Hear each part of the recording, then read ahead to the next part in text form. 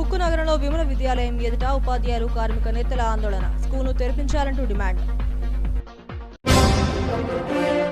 ఉక్కు నగరంలోని విశాఖ విమల విద్యాలయం ఎదుట తమకు ఉద్యోగ భద్రత కల్పించాలంటూ ఉపాధ్యాయులు ఆందోళన నిర్వహించారు.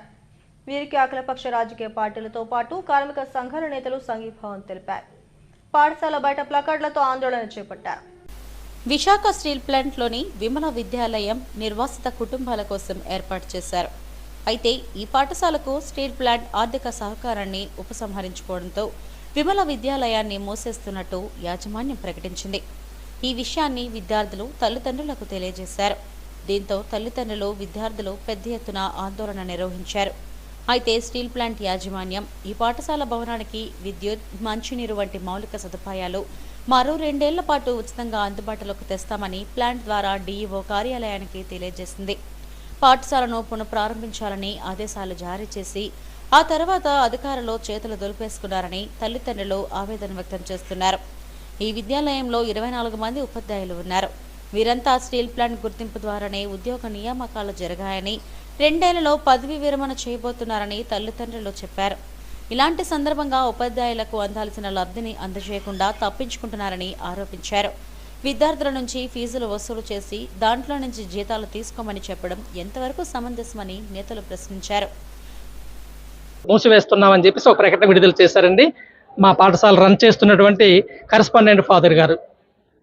తరువాత పరిణామాలు మరుసటి రోజు ఉదయం యాజ్ యూజువల్గానే మొదటి రోజు కాబట్టి ఖచ్చితంగా విధులకు హాజరవ్వాలనే ఉద్దేశంతో ఉపాధ్యాయులు, నాన్ టీచింగ్ అందరం కూడా విచ్చేసి పేరెంట్స్ అందరూ పిల్లలతో వచ్చారు. అక్కడికి ఎవరిని కూడా లోనికి అలౌ చేయలేదు, ఎందుకంటే పాఠశాలకు మూత వేయబడింది కాబట్టి. వెంటనే పాఠశాల పేరెంట్స్ కమిటీలు, పాత స్టూడెంట్స్ అసోసియేషన్లు, యూనియన్ నాయకులు అందరూ విచ్చేసి కారణాలు తెలుసుకున్నారు. కారణం తెలుసుకున్న వెంటనే చాలా ఎఫర్ట్ పెట్టారు. మీడియా వాళ్ళంతా నిన్న ఫోకస్ చేశారు.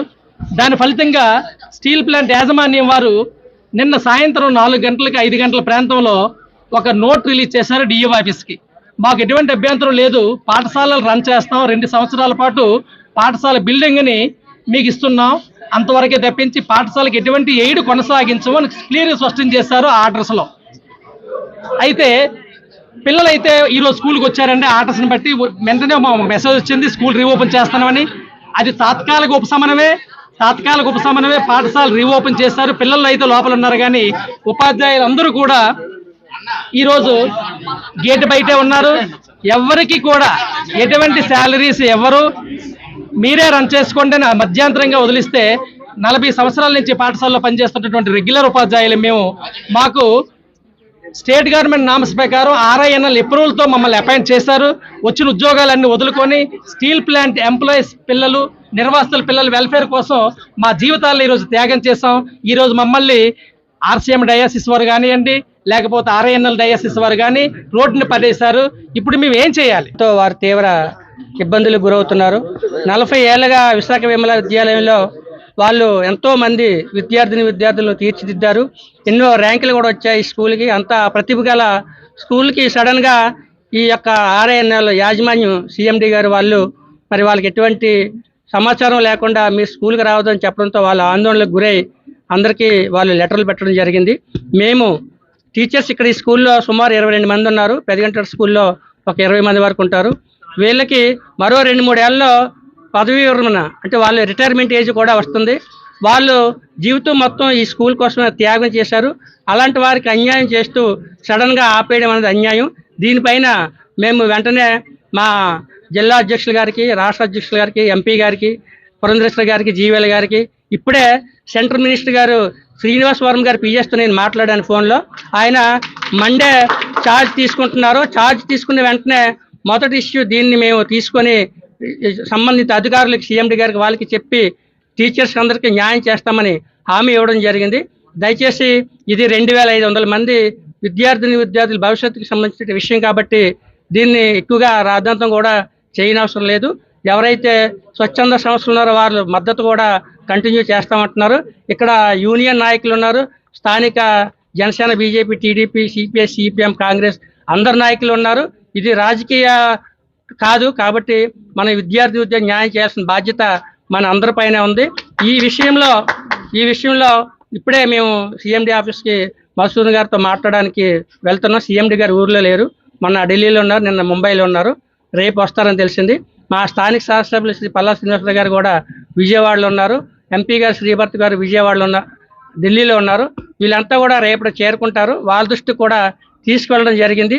ఈ సమస్య సామరస్యంగా పరిష్కరిస్తాము. ఎందుకంటే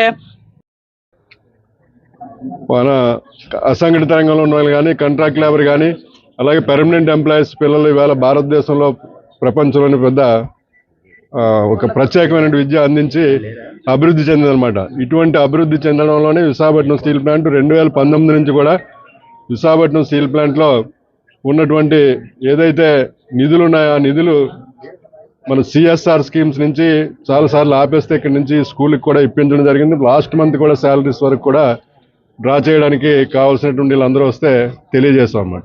సరే, ఇవాళ ఉన్నటువంటి బిషప్ మేనేజ్మెంట్ అయితే ఎవరున్నారో వాళ్ళు కూడా ఇన్ టైంలోని ప్రాపర్గా చేయకపోవడం ఏంటంటే స్కూల్ తెరవకుండా ఆపారు. నిన్న మేనేజ్మెంట్తో మాట్లాడిన తర్వాత వాళ్ళు వెళ్ళి డిఏఓకి పాఠశాల ప్రారంభమైనప్పటికీ పాఠాలు చెప్పేందుకు ఉపాధ్యాయులెవరూ హాజరు కాకపోవడంతో విద్యార్థుల పరిస్థితి అయోమయంలో పడింది. ఇంత జరుగుతున్నా విద్యాశాఖ అధికారులు తమకేమీ పట్టనట్టుగా వ్యవహరిస్తున్నారని నేతలు ఆరోపిస్తున్నారు. ఉపాధ్యాయుల సమస్యను పరిష్కరించాలని డిమాండ్ చేశారు. ప్లాంట్లో ఉన్నటువంటి విమల విద్యాలయాన్ని మూసివేయాలని చెప్పి యాజమాన్యం నిర్ణయం చేసింది. ఇది దుర్మార్గమైన నిర్ణయం.